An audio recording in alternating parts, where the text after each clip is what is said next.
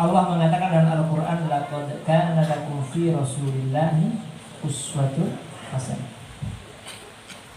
Ini ada satu tafsir yang menarik dalam tafsir Nadmud Durrar karangan Imam Al-Bukhari. Yang disebut uswah di situ bagaimana? Kan Nabi ini potretnya kan banyak. Apakah dari sisi beragamanya? Apakah dari sisi berpolitiknya? Apakah dari sisi yang lainnya, muamalahnya, atau sisi-sisi yang lain?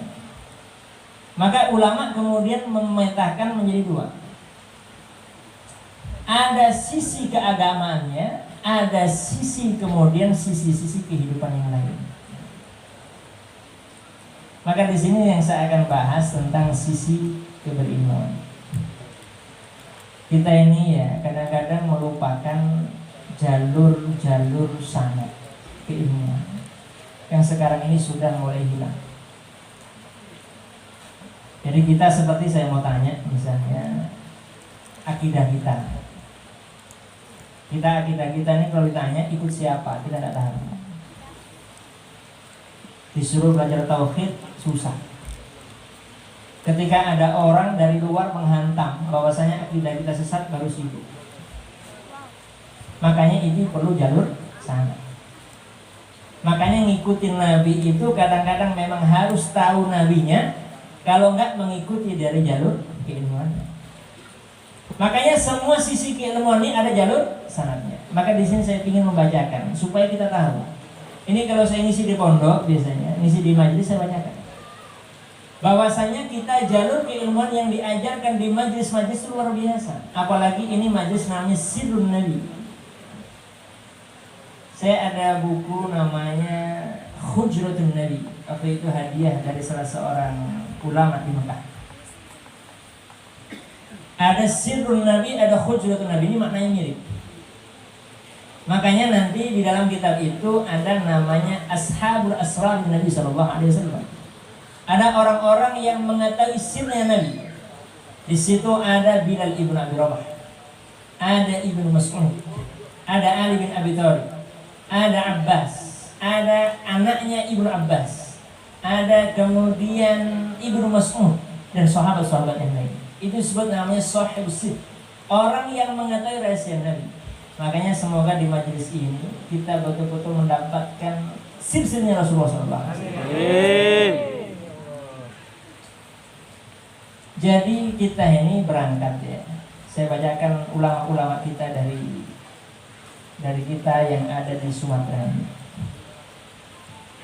Sumatera ini peradaban keilmuan jauh lebih tua dibandingkan di Jawa. Saya lahir di Jawa, tapi saya katakan yang lebih tua di sini. Di sini Sahibul Kutub, pengarang kitab itu luar biasa. Di Indonesia apalagi. Ini di tahun 1300-an banyak regenerasi yang tersebar di Nusantara, di berbagai belahan, termasuk di Jambi ini itu banyak punya kitab. Salah satunya Syarh Safinatun Najah. Itu ada lahir di Jambi. Dan beliau punya 5 kitab. Ada namanya Sulamur Raja. Ada namanya Minhajul Tulab. Ada namanya Jauharus Thammin. Ada namanya Arba'una Hadisan ma yata'allaq bil masail. Ada 40 hadis tentang masjid. Itu ulama kita. Dari beliau di sini, ini ulama tunggal. Jadi ada 3 ulama kita ini yang mendunia. Ada Syekh Utsman, ada Syekh Hamid, ada nanti Syekh Majid. Tapi Syekh Majid saya masih lacak, belum tahu saya sanadnya mana. Karena silsilah sanad ini bisa terbaca. Sekarang yang tua, silsilah sanad ini ada satu di Malaysia, masih hidup. Beliau usianya sekarang sekitar 89 tahun. Itu langsung sanad beliau dari Said Alawi, bapaknya Said Muhammad. Beliau masih hidup. Itu usianya sudah 89 tahun. Namanya Wan Azzuddin. Di Thailand, di Patani ada Baba Aziz namanya. Sudah ngomongnya agak susah beliau. Ini juga langsung dari Syekh Zakaria Al-Kandhlawi yang ada di India. Karena dulu pusat kajian hadis di sana. Kalau pusat kajian fikih di Yaman, betul. Tapi kalau pusat kajian hadis itu ada di India. Makanya sampai sekarang di India, Pakistan itu ada pesantren-pesantren yang menghafal hadis. Makanya dulu jangankan ulama Ahlus Sunnah, hatta ulama yang dianggap bukan Ahlus Sunnah gitu ya, seperti Syekh Nasruddin Albani itu baru diakui keilmuan hadisnya setelah belajar di India. Maka terdengar Syekh Abdul bin Bas diambil beliau jadi dekan pertama kali di UIA, Universitas Islam Madinah. Itu gara-gara belajar ke mana? Ke India. Sedangkan kalau fikih ini betul, ini adalah yang paling kuat sanadnya adalah di Yaman, terutama mazhab Syafi'i. Makanya nanti setelah ini naik ke atas pengarang I'anatul Talibin itu bukan orang jauh. I'anatul Talibin yang kita pelajari di berbagai mana pesantren-pesantren di seluruh pelosok Nusantara itu adalah ulama kita dari Banjar. Namanya siapa? Syekh Abu Bakar Syafaq. Itu keponakannya Syekh Arsyad Banjari. Nah, itu masih saudaranya Kiai Haji Abdul Wahab Tungkal. Itu ulama kita. Itu pengarang I'anatul Talibin. Yang versi lama 3 jilid, yang versi baru 4 jilid. Itu karya ulama kita. Jadi ulama kita itu hebat-hebat. Maka kemarin saya tanya kitab-kitab yang baru apa. Yang terbaru itu namanya sekarang Hasyiatul Mursi. Ada 12 jilid. Saya baca di halaman depan. Pertama kali di situ murid beliau, murid Syekh Mahmud At-Turmusi itu adalah Syekh Arsyad Al-Banjari. Di situ. Baru Ki Hasyim Asy'ari, baru Ki Haji Ahmad Dahlan dan lain sebagainya. Dulu ulama-ulama kita ini satu guru sebenarnya. Cuma kemudian ketika pulang, ini berbeda thariqah dakwah gitu saja. Sebenarnya tujuannya sama kayak lahirnya gini ya. Lahirnya berbagai ormas, lahirnya berbagai pergerakan ya. Seperti lahirnya kemudian Jamaat Islamiyah di India, itu oleh Abul A'la Maududi. Abul A'la Maududi itu nggak bisa bahasa Arab, tapi hadisnya hafalannya banyak sekali. Beliau kalau ceramah orator. Makanya karena banyak jamaahnya dia mendirikan Jamaat Islamiyah namanya. Semangatnya sama, menyatukan umat Islam. Kemudian di Mesir lahir kemudian Ikhwan Muslimin. Dakwahnya di kampung-kampung, dakwahnya di kafe-kafe lahir Ikhwan. Kemudian di Palestina oleh siapa? Syekh Taqiyuddin An-Nabhani. Kajian anak-anak muda yang dibukukan menjadi Nizamul Islam, yang tentang bicara tentang ekonomi Islam, tentang bagaimana Islam yang benar. Dibukukan menjadi Nizamul Islam, berdirilah namanya Hizbut Tahrir. Di Indonesia kemudian lahirlah Serikat Dagang Islam, Serikat Islam Masyumi, sampai lahir Muhammadiyah, lahir NU. Dulu tujuannya sama, menyatukan umat Islam. Jadi sebenarnya kita tidak perlu berantem, karena semuanya itu satu muaranya, ilmunya juga satu, gurunya satu, cuma beda interpretasi gitu. Yang satu dakwanya klasikal, yang satu lagi dakwanya modern. Makanya thariqah ilmu dulu itu kayak gini ngajinya, kayak gini. Disebut dulu pertama kali ilmu itu disebut namanya Ahlus Suffah namanya. Di emperan masjid. Maka dulu Masjid Nabawi Baqi itu namanya Pasar Suk Bani Najjar namanya. Sedangkan di samping sebelah kanan yang sekarang menjadi halaman taman di Nabawi itu namanya tempatnya Bani Thaqifah. Dulu orang ngaji di pintu utama itu muter sebelah kiri, itu dulu orang-orang belajar ilmu mondok di situ namanya Ahlus Suffah. Menurut jumhur ulama hadis ada 70, tapi di dalam tafsir Ibnu Jarir At-Tabari mengatakan ada 420. Tapi yang paling ashah menurut para ulama 70 orang. Itu pertama kali, maka pertama kali ngaji halaqah di majelis ini, Pak. Baru kemudian dalam ilmu tarbiyah, ilmu pendidikan ada katatib, yaitu setelah di masjid ke pinggir masjid. Baru nanti kemudian Khalifah Al-Ma'mun, ya, dikatakan dalam kitab Syiar An-Nubala membuat majelis namanya Baitul Hikmah. Para cendekiawan, orang yang ahli lugha, orang yang ahli fikih, orang yang harus dikumpulkan itu untuk merumuskan satu ilmu, disebut namanya Baitul Hikmah. Itu disebut namanya majelisnya At-Ta'lim wal Adab. Dulu majelisnya namanya. Jadi At-Ta'lim wal Adab itu baru ada abad kedua. Abad pertama belum ada. Makanya dulu sebutan ustadz, maka kadang-kadang saya ngeri, disebut ustadz itu ngeri. Saya sering sampaikan, ustadz itu kalau abad pertama sampai abad ke-6 untuk sebutan orang yang menguasai 18 cabang ilmu. Makanya kalau di luar negeri, ya, di Arab-Arab, ustadz itu profesor. Makanya di kita ini terlalu banyak profesor. Saking banyaknya profesor, itulah kemudian ribut. karena bukan pada kadar keimanan masing-masing. Ini ada dalam kitab Lisan Arab Ibnu Mandur, bisa kita cek di situ, itu ustaz. Sedangkan kalau kiai beda, kiai itu adalah gelar masyarakat. Makanya ada salah satu pengukuhan profesor di Jogja, namanya Profesor Azizi, menulis buku tentang masalah penamaan kultural di Indonesia. Beliau mengatakan yang disebut dengan kiai misalnya itu adalah bahasa Sanskerta sebenarnya. Dulu itu warisan Belanda. Itu orang yang dekat dengan apa? Dengan kitab gitu ya. Kayak santri sama, santri itu sebenarnya bukan bahasa Arab. Yang bahasa Arab itu tolib, itu bahasa Arab. Tilmid itu bahasa Arab. Santri itu yang dekat dengan kitab, makanya santri itu sebenarnya bahasa Sanskerta. Jadi bukan bahasa Arab ya. Jadi cuma karena sudah mendarah kita maka dinamakan santri.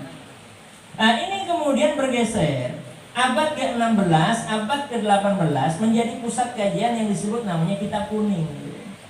Cuma kemudian yang tidak paham kitab kuning, ngaji kitab kuning jadi sesat. Karena dia tidak paham. Kalau bahasa sekarangnya, trennya anak sekarang disebut namanya FGD namanya, forum diskusi. Jadi forum diskusi dulu disebut namanya kajian kitab kuning. Dulu ada kawan saya tanya, kuning itu apa? Kuning itu singkatan. Kun jadilah ning bening katanya. Ini ngawur. Itu bahasa Arab campur bahasa Belanda. Ini ngawur ya. Itu kitab kuning. Nah kemudian tahun 1800-an ada Imam Nawawi Al-Bantani kemudian menginisiasi kajian, membuka kajian kitab. Karena beliau mufti Hijaz dulu. Hijaz itu Mekah, Madinah, Taif, itu Hijaz namanya.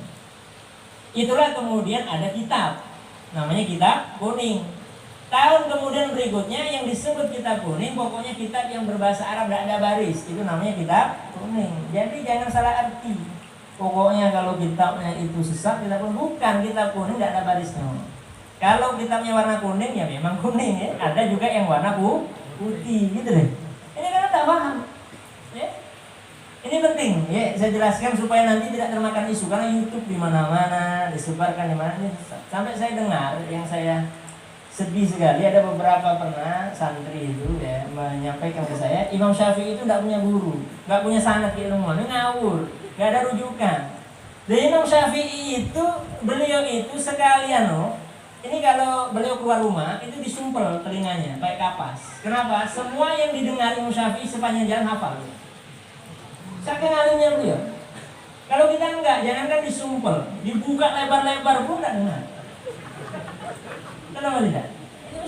Maka ini perlu saya bacakan sanadnya. Jadi dari Syekh Abu Bakar Syatani naik dikit ke Syekh Asy'ari, ke Ahmad Dahlan.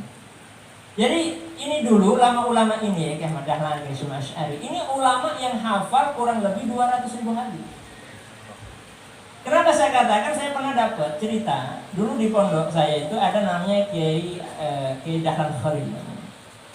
Karama beliau itu, jadi kalau dengar santrinya kalau dari sana, bunyi bakiaknya itu tahu itu siapa namanya, tahu, itu panggil langsung. Kalau imam, kalau Ramadan, karena beliau hafal Quran, itu kalau misalnya sudah juz berapa, beliau sudah tahu. Ini sampai kemana sudah tahu. Yang ketiga, beliau itu kalau ngajar, 4 bil ghaib, 4 bin nazar, beliau pegang mustalahul hadis. Ini pegang cambuk. Nah, kalau tidak bisa dipukul, langsung berdarah. Tapi besoknya langsung pintar. Kalau sekarang enggak, dipukul, lapor polisi. Ini jadi alim. Bukan nama pintar. Ya. Ulama dulu kayak gitu, kenapa? Barokah, karena ngajarnya ikhlas. Ya, dipukul betul. Nah, tapi besok datang lagi. Kalau anak sekarang dipukul, besok datang. Ya, bapaknya yang datang. Jadi apa? Ini dulu. Nah, beliau itu pernah diuji oleh sekian banyak ulama di pendopo. Dan waktu itu dicek betul, ternyata beliau hafal, ini muridnya Kiai Asy'ari, itu hafal 125.000 hadis.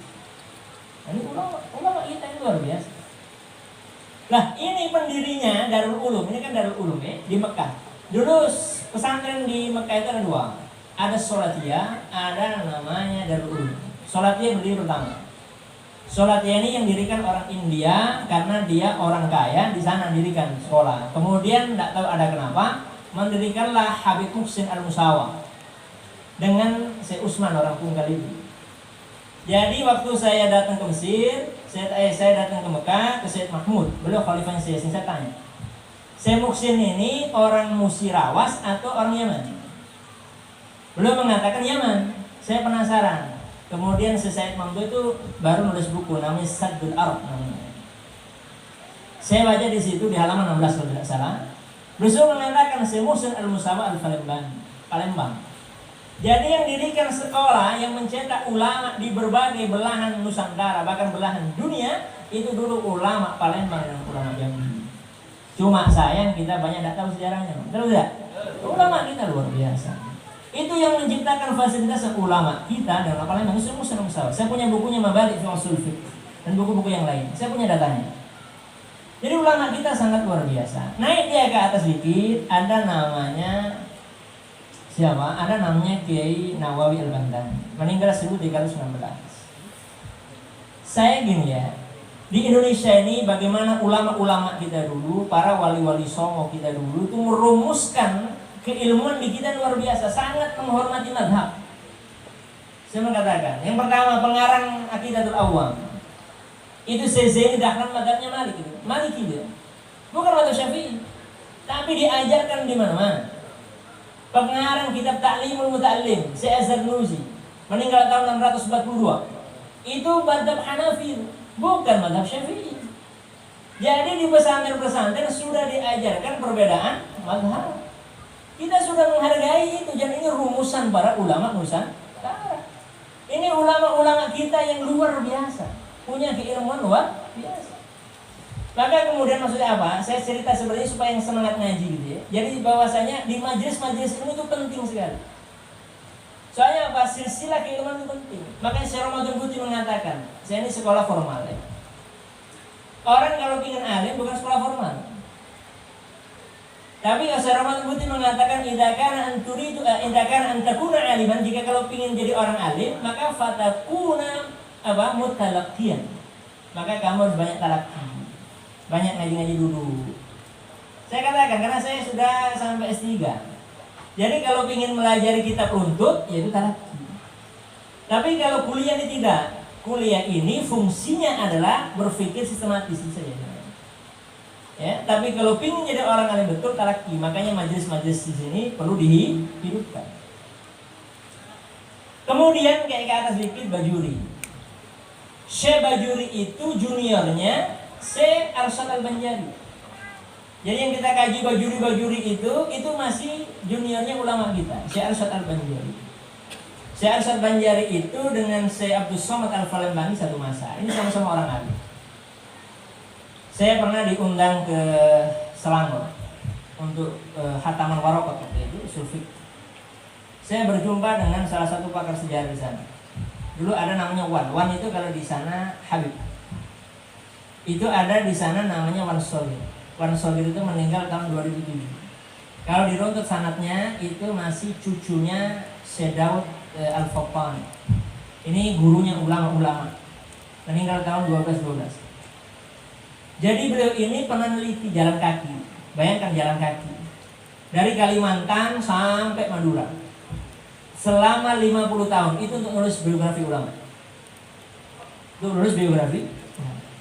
Pernah cerita, pernah ada rombongan, ada ulama filan. Ya. Patani kan lagi heboh, no? Sampai sekarang kan masih belum aman Patani. Datang ke beliau minta doa. Wan Sogir minta doa kami supaya kami ini aman di Thailand. Apa kata beliau? Kalian telah menuhargai nenek moyang kami. Nenek moyang kami mendoakan memang supaya meninggalnya jihad di sana. Makanya Syekh Abdul Somad Al-Falembangi meninggalnya di sana, dipanggal kepada beliau. Makanya kalau di sana, kalau haulnya beliau itu mengaji kitab Syiar Syiar Salikin, itu di sana haulnya. Di Malaysia juga ada. Di Malaysia ada, di Singapura juga ada. Jadi kalau haul Syiar Salikin itu di Patani sana. Itu ulama kita yang ada di Indonesia. Naik dia sedikit. Saya bacakan dikit-dikit. Itu ada namanya Syekh Abu Syabuddin Ar-Raniri. Ini sebenarnya ini bukan orang Aceh. Ini orang Hindia bagian selatan. Cuma datang ke Indonesia untuk menyebarkan. Maka kemudian diangkat menjadi penasehat Kesultanan Aceh. Makanya beliau pertama kali ini yang membuat kitab Madzhab Syafi'i ini yang nyebar kemana-mana. Makanya kalau Mbah Mun kan pernah mengatakan Islam ini masuk ke Nusantara itu ke mana? Ke Baros dulu, ke Aceh, baru Demak. Kalau saya kok punya pikiran gini, tapi ini butuh didukung arkeolog. Saya heran kenapa banyak arkeolog tidak turun ke sini. Karena di sini banyak sekali candi-candi yang belum tergarap. Gitu. Karena saya beberapa kali misalnya ke Nagreg, kemana-mana, candi yang baru itu arkeolog dari Prancis, dari Amerika dan mana itu turun. Kok di sini kok tidak turun gitu? Karena gini, kalau kita tengok peta ini, kita bisa tengok peta nanti, pulang tengoklah peta ini. Dari Arab Saudi, Jazirah Arab, kan Cina Selatan toh. Cina Selatan yang paling dekat untuk ke Indonesia dari Saudi itu adalah ke Jambi ini. Melalui mana? Ke Tanjung Jabung Timur. Itu paling dekat. Jadi bukan ke Baros, bukan ke Aceh dulu. Maka saya punya keyakinan betul saat Ibnu Abi Waqqas itu pernah mampir ke Tanjung Jabung Timur. Oh iya Pak. Apa buktinya? Keislaman Jambi ini sangat kuat. Tidak main-main. Orang Jambi ini kan Islamnya Masya Allah. Saya tengok ya, saya udah jalan kemana-mana. Itu luar biasa. Sampai papan nama aja pakai tulisan Arab kan. Masjid-masjid itu hidup. Kemudian apa? Dan tengok dalam peta, kita ini satu-satunya wilayah yang jauh dari gempa, jauh dari longsor. Pokoknya bencana besar itu tidak ada. Itu se-Asia Tenggara, tidak main-main. Artinya ada sesuatu yang menarik gitu ya. Tapi ini butuh didukung arkeolog. Itu hanya hipotesa saya sementara. Makanya kemudian ditemukan kapal di Lambur loh, kan gitu kan. Jadi ini bisa dicek nanti. Makanya sampai sekarang saya itu lagi nyari-nyari kalau ada yang punya nanti ya, yang mendengarkan ini sejarah Islam masuk Jambi, saya minta bukunya. Saya akan kaji betul. Kalau ada itu. Jadi ini menarik. Kemudian naik ke atas dari sini ada namanya Abu Syarif Ar-Ramili. Ini adalah kakak daripada masih paman daripada siapa? Syekh Zainuddin Al-Malibari, pengarang kitab Fathul Mu'in. Yang dikaji di mana-mana, meninggal tahun 927. Ini ulama besar. Makanya disejajar dengan beliau ini jarang dikaji memang beliau. Ada imam ulama yang luar biasa, Imam Suyuti, meninggal 919. Ini makamnya sekarang di Gembok, Pak. Makanya saya heran, ada kawan-kawan mengatakan kalau kuburan dibangun tidak boleh. Bapak kalau ke Mesir, ini rumah loh, antar rumah loh, ini nanti di jalan ada kuburan. Ada kuburan. Kadang kuburan orang Mesir itu depan rumahnya. Besar. Jadi kadang kuburan ini, ya, kita mau ke tempatnya Jalaluddin Asyuti ini, ke Kairo, ya, di Kairo. Saya pernah ke sana. Itu melintasi jalan ke makam beliau itu ada kuburan ini besar-besar. Nah di situ banyak orang ngopi, mana? Ngopi mana? Kan nggak boleh duduk di atas kuburan itu nggak boleh. Makanya kan sering ini, kadang-kadang itulah saya ngeri. Banyak orang mengatakan masuk kuburan nggak usah lepas sandal. Masa itu kayak suci kayak masjid? Ini orang nggak baca kitab Bukhari. Dalam Sahih Bukhari dikatakan Nabi itu pernah mengatakan bahwasannya hentakan kaki orang itu kalau masuk kuburan mayit itu terdengar. Makanya Imam Ahmad bin Hanbal kan Saudi itu pakai Hanbali lah. Ketika selesai belajar ini masuk ke kuburan mendengarkan hadis ini langsung sandalnya dilempar. Makanya masuk ke kuburan tanpa sandal boleh Pak. Makanya kalau kita masuk kuburan kan diajarkan, bahkan lewat saja ajarkan assalamualaikum ya ahlat dia atau ya ahlal kubur. Harusnya dalam kitabnya Syekh Nawawi Al-Bantani, dalam kitab Bahjatul Masail, itu orang yang dalam kuburan jawab. Masalahnya kalau dia jawab kita kabur. Maka dia tidak jawab. Dia merasakan itu. Dia merasakan. Itu bisa dilogikakan itu. Saya sampai merumuskan gitu ya. Makanya katanya hari sehari, 2 hari, 3 hari, masa pahala ditransfer? Bisa, rumusnya gini, saya kasih rumus. Kalau ada orang bilang kayak gitu gini, pahala itu dirumuskan dengan simbol plus. Kalau dosa simbolkan min. Saya mau tanya, ada yang mau menerima dosa orang? Tidak ada yang mau segini? Ada mau? Tapi kalau mau pahala mau? Mau kalau betul atau tidak? Kira-kira, saya mau kasih logika sederhana. Orang punya saldo di rekening, mau ditransfer, bisa apa tidak? Bisa. Kalau dia min bisa? Tidak bisa. Makanya orang tidak mau transfer dosa, tapi transfer pahala. Gitu loh, itu rumusnya. Ya. Jadi sampai pahala yang kita doakan almarhum banyak sampai. Bahkan dikatakan dalam Al-Quran surah Az-Zumar, Wallahu yatawaffal anfus hina mautiha wa lam tamut fi manamiha. Di dalam kitab Al-Hawi Imam Suyuti mengatakan, dan juga Ali radhiyallahu anhu, beliau juga menafsirkan ayat ini. Beliau itu orang meninggal dengan orang yang hidup sama posisinya, sama-sama ruhnya itu di dalam Allah Subhanahu wa taala. Cuma bedanya kalau dia orang hidup, nyawanya dikembalikan. Kalau orang meninggal tetap di atas. Makanya kadang-kadang bapak-bapak mimpi berjumpa neneknya, berjumpa bapaknya yang sudah wafat. Itu benar. Maka sampai sekarang ulama manapun, ada dalam buku kitab Ijaz Al-Quran dan Sunnah Nabawiyah, tidak ada yang sepakat tentang definisi kematian. Tidak ada. Siapa yang bisa mendefinisikan kematian? Ada mengatakan nadinya tidak berdenyut. Banyak orang nak mau apa? Saya pernah di sini nemui dokter. Itu nadinya tidak berdenyut. Sudah hampir sekitar 12 jam. Hidup lagi beliau. Ini saya nengok dalam mereka sendiri. Ada lagi yang mengatakan apa? Detak jantungnya sudah tidak bergerak lagi. Banyak orang mati suri, hidup lagi ya 3 hari. Artinya sampai sekarang definisi kematian belum ada. Maka dikumpulkan oleh para perumus ada 24, sampai sekarang belum sepakat tentang kematian. Maka oleh sebab itu kalau kita transfer pahala itu sah-sah saja. Dan ini dilakukan oleh para ulama kita. Imam Suyuti sampai dikatakan di dalam buku Qimatuz Zaman 'indal Ulama, ya, Syekh Abu Budah, ini ulama besar Suriah.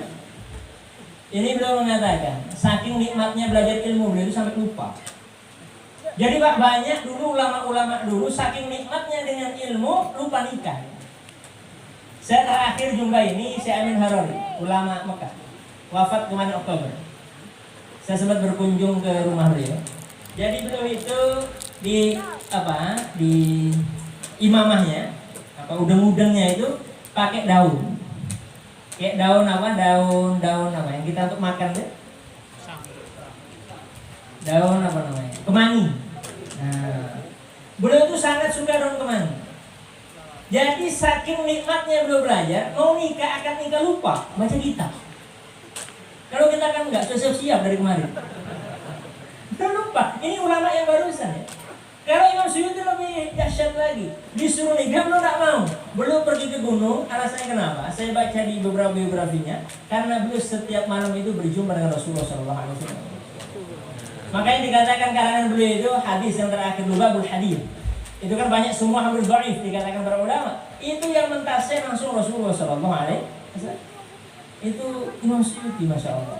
Makanya ada salah seorang mufti madhab Syafi'i Suriah, Syekh Mustafa Dibbuha, pengarang kitab yang sekarang ada kitab terbaru namanya Al-Manhaj, Al-Fiqh Al-Manhaji Al-Manhaj Al-Syafi'i, 3 jilid bukunya.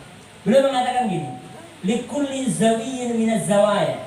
Beliau mengatakan setiap sudut-sudut fil maktabah, di buku-buku itu pasti ada karangan Imam Suyuti. Makanya beliau ini semua hampir disiplin semua itu ada. Terakhir kemarin saya tengok ada kawan itu jualan buku di beranda, namanya At-Tibb war Rahmah, ilmu kedokteran dan hikmahnya di situ. Ternyata karangan Imam Suyuti. Jadi Imam Suyuti ini masya Allah luar biasa. Makanya banyak dizari oleh para ulama. Nah, naik sedikit ke atas.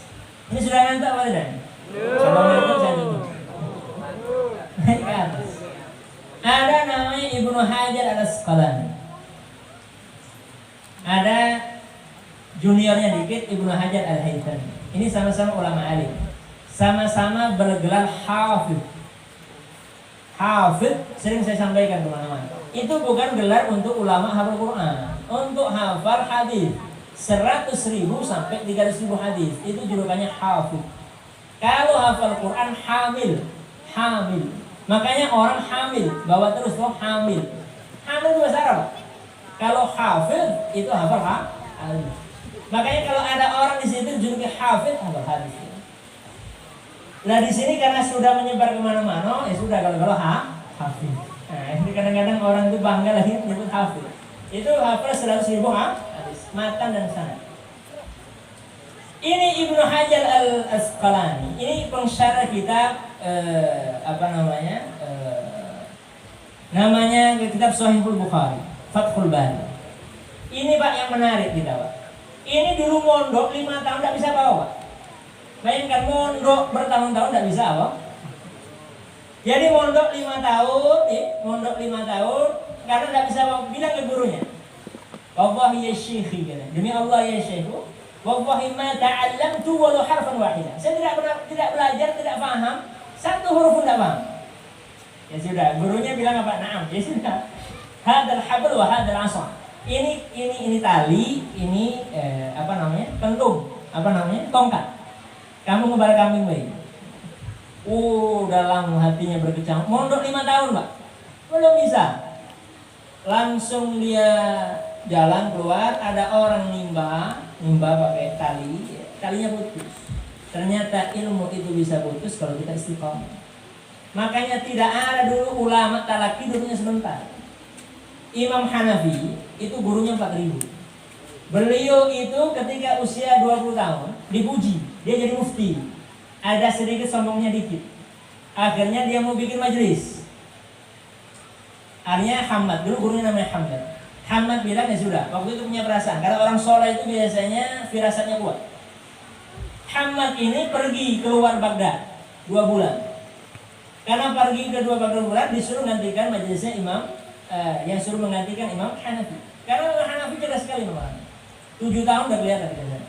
Setelah menggantikan majelisnya 2 bulan mendapatkan 60 pertanyaan. Dari 60 pertanyaan Hamad balik disampaikan ke Hamad. Yang 40 sepakat, 20 tidak sepakat. Sejak itulah Imam Hanafi tidak pernah meninggalkan majelis selama 40 tahun. Jadi kalau kita baru majelis tahun, 2 tahun itu biasa. Jangan nyalakan orang ya. Misalnya kamu haram masuk neraka, haram masuk neraka. Ya, baru setahun. Ulama dulu itu puluhan tahun. Ada yang generasi nanti abad kelima saya bacakan. Ini ada Ibnu Hajar Al-Asqalani. Naik ke atas ada di situ namanya Imam Imam Ibnu Katsir. Meninggal 7 lebih. Yang tafsirnya kita pegang banget. Ibnu Katsir juga seperti ini ulama mazhab Syafi'i, tapi sayang kitabnya jarang kalian kita pakai. Padahal ini rujukan utama. Maka di abad ke-7 ini banyak. Salah satunya juga Tajuddin As-Subki. Makanya banyak orang terkecoh. Orang pengarang kitab Syarh Muhadzab Majmu' itu ada mengatakan karangan Syafi'i, karangan Imam Nawawi. Bukan. Imam Nawawi itu hanya sampai jilid 9. 10, 11, 12-nya dilanjutkan oleh beliau karena Imam Nawawi sudah wafat. Nah ini ada generasi abad ke-7. Abad ke-6. Abad ke-6 ini orang-orang cerdas semuanya. Ada Imam Ar-Razi meninggal 606. Ada namanya Izzuddin Ibn Abdissalam yang julukannya Sultan Ulama. Ada namanya Ibnu Salah. Ada namanya Imam Nawawi.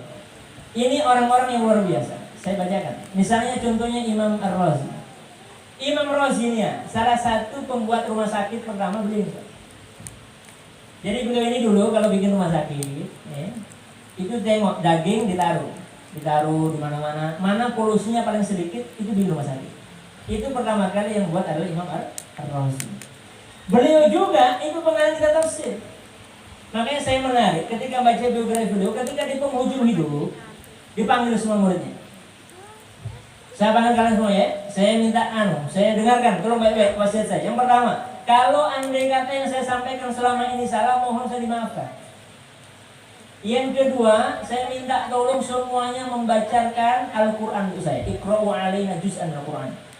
Jadi hataman Al-Quran itu ulama tafsir. Makanya kalau ada orang meninggal hataman Al-Quran boleh, tidak apa-apa. Ulama besar tafsirnya hataman, apalagi di soalnya bahannya banyak, hafal Quran, hafal hadis, yang lain semuanya multi talenta.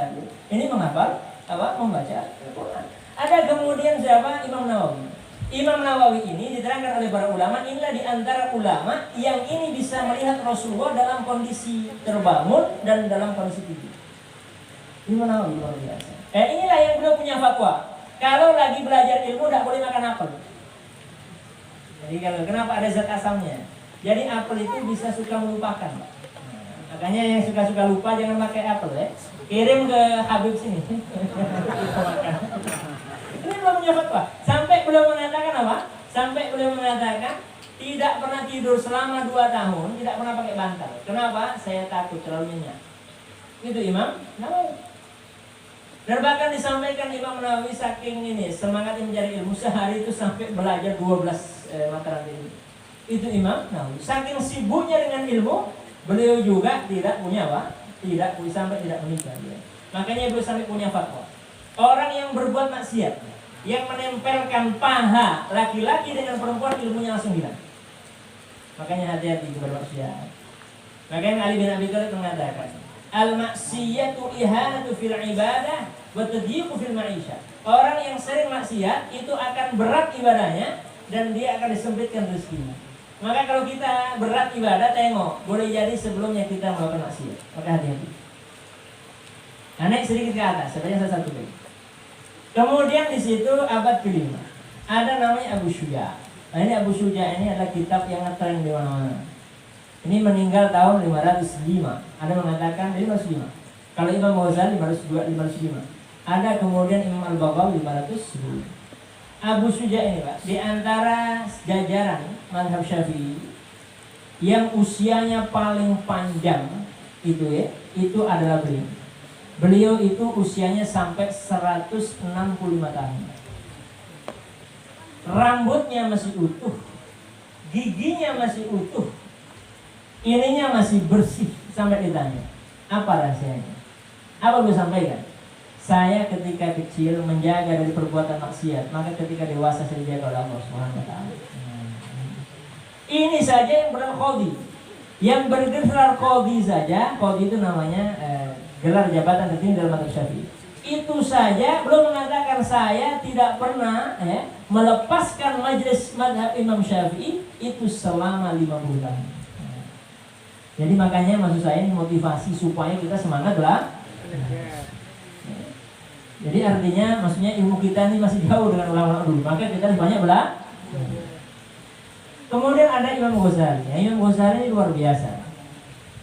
Jadi kalau Imam Ghazali itu datang, Pak, ini orang apa? Kalau sekarang daerahnya Iran. Imam Ghazali itu kalau dia datang majelisnya itu tidak kurang yang depan itu 400 ulama. Belakangnya itu paling tidak 1 juta orang datang. Karena ditunggu-tunggu, sangat ditakuti barat dan timur, Pak. Saking cerdasnya. Makanya pernah ada cerita suatu ketika orang Islam kalah balap renang. Diberhentikan ngaji semua suruh berenang. Sampai jadi juara. Ada terdengar lagi lomba pacu kuda kalah. Berhenti dulu sebentar, lomba pacu kuda, menang. Itu Imam Ghazali. Makanya ketika usia belum 40 tahun ngarang buku namanya Al-Munqidh minadh Dhalal. Karena beliau hampir terniang-niang dengan ilmu filsafat, maka kemudian beliau balik ke ilmu tasawuf, meluruskan paham yang sesat. Nah, itu Imam Ghazali. Kitab yang paling populer adalah Ihya Ulumuddin. Ya, bukan Ihya Ulumuddin, Ihya Ulumuddin. Karena jadi mudah. Naik ke atas sedikit, ada namanya Imam Al-Hakim, Imam Qusairi. Ada namanya Imam Haramain. Imam-imam ini dulu, Imam Haramain itu Imam Haramain itu maksudnya Mekah Madinah. Dulu Pak, Mekah itu zaman Ahmad bin Hanbal itu pernah sholat tarawih 36 rakaat. Nah, yang meluruskan lagi menjadi 23 adalah Imam Haramain. Jadi dulu sempat abad kedua sampai abad kesini, saya baca di dalam kitab Al-Akhbar Al-Faqih. Saya pernah mencari kitab ini di mana-mana, kita tulis, saya ketemu. Saya hanya punya PDF-nya. Ini penting sekali karena dulu orang-orang Saudi, misalnya Muharram, misalnya Asyura, misalnya apa, itu khataman Quran di Masjidil Haram. Itu ada semua sejarah di situ. Dan itu ada tahlilan apa itu ada, tapi versinya bukan tahlilan, namanya Yaumun Na'im. Kalau di sana itu khataman Quran, juz 1 sampai juz 30. Jadi dulu itu haram pernah 32. Makanya kemarin ketika Covid ini, ya diputuskan sholat di Masjidil Haram itu sebanyak berapa? 13 rakaat. Iya tak? Makanya gak ribut orang, makanya ini ya, salah satu hikmah Covid ini, orang gak ribut lagi masalah sholat 23, sholat 11, bahkan ada cuma sholat 2 rakaat. Ini gak ribut lagi, ini Haramain yang meluruskan. Makanya kita kan ada di Indonesia dulu, di Malang. Ada yang orang sholat pakai bahasa Indonesia loh, ada loh. Bismillahirrahmanirrahim, segala puji bagi Allah yang Maha Penyayang, lagi Maha Pengasih, lagi Maha Penyayang. Ini dulu Imam Hanafi pernah berfatwa ini, diperbolehkan lil ajuz, bagi orang yang tidak mampu berbahasa Arab, boleh bahasa Persia, Hindia dan lain sebagainya. Hausa itu bahasa orang-orang Nigeria, orang Afrika sana, Hausa namanya. Itu boleh pakai bahasa itu. Kemudian diluruskan oleh Abu Yusuf murid Imam Hanafi. Kemudian diluruskan lagi oleh Imam Haramain. Itu ada dalam kitab Mana Al-Qattan, jilid yang terakhir, bagian yang terakhir. Dan dulu ada fatwa itu, makanya saya selalu sampaikan, sejarah itu pasti berulang-ulang. Apa yang terjadi dulu pasti terjadi sekarang itu saja. Nah, naik dia ke atas sedikit, ada namanya Imam Ad-Daruqutni. Inilah Pak yang mempopulerkan salaman kepada ulama sama kiai. Nah, itu salaman itu beliau. Itu beliau. Daruqutni itu ulama besar hadis. Ini meninggal tahun 303 Hijriah. Ini beliau Imam Daruqutni itu, makanya dalam Ta'lim Muta'allim dikatakan kalau ada guru misalnya ada anaknya dihormati, ngambil barokahnya gitu. Makanya sih kenapa Bapak saya mau tanya, ada yang pernah tahu enggak? Kenapa kok salaman misalnya harus tangan depan belakang kan gitu? Yang ini disebut namanya ta'ziman. Kita hormat sama guru, ta'zim karena ilmunya. Yang di sini tabarrukan, mengambil barokah. Kenapa? Karena guru ini senantiasa buka kitab. Kalau kita kan enggak, kita buka api. Jadi tidak ada barokahnya. Karena guru itu buka kitab, maka ngambil barokah. Ini ta'ziman, ini barokatan. Maka itu kemudian salam. Ini yang mempopulerkan adalah Imam Daruqutni ulama besar hadis. Kemudian semasa ini Abul Hasan Al-Asy'ari. Ini sudah ngantuk? Saya ceritakan. Abul Hasan Asy'ari ini meninggal 277. Ada mengatakan 303. Maka dikatakan gini, Pak. Ini pernah terjadi, saya pernah ditanya di Palembang. Banyak orang mengklaim Abul Hasan Asy'ari itu sesat. Kenapa? Karena beliau nengok hanya jadi gurunya namanya Jubai. Jubai ini mertuanya. Dia tidak baca sirah yang lain bahwasanya beliau juga murid Ahmad bin Hanbal. Maka ketika dia mengatakan kalau Jubai gini, Jubai dulu semasa Harun ar-Rasyid dia sembunyi di Andalus. Makanya dulu Abdurrahman Ad-Dakhil penaklukan Andalusia yang kedua, ketika ke sana, ini sembunyi ke sana karena takut dengan siapa Harun ar-Rasyid. Ketika Al-Ma'mun menjadi khalifah, dia balik, kemudian menjadikan ideologi, yaitu ideologi apa? Ideologi mazhab Mu'tazilah atau rasionalis kepada waktu itu. Maka kemudian Jubai ini datang, kemudian ditanya sama Abul Hasan Asy'ari. Ini kemudian dia mendirikan yang namanya Ahlussunnah wal Jamaah. Tanya kayak gini. Kalau ada orang berbuat baik, bagaimana hukumnya? Dia masuk surga. Kalau ada orang berbuat jelek, bagaimana? Dia masuk neraka. Terus dia tanya lagi, kalau ada anak kecil berbuat kalau anak kecil bagaimana? Dia ngawang-ngawang, tidak masuk surga, tidak masuk neraka. Akhirnya beliau mengatakan kalau gitu dia akan berdoa kepada Allah, dia minta supaya dewasa sehingga dia bisa masuk surga. Akhirnya kemudian tidak bisa jawab itu, dia keluar 2 bulan ngunci kamar. Dia taubat kepada Allah, kemudian dia mengatakan, ana i'tazaltu, saya sudah melepas baju ini dari kaum Mu'tazilah. Maka kemudian beliau mendirikan Ahlussunnah wal Jamaah. Jadi Ahlussunnah wal Jamaah itu bukan ormas. Ahlussunnah wal Jamaah itu siapapun yang selama dia menganggap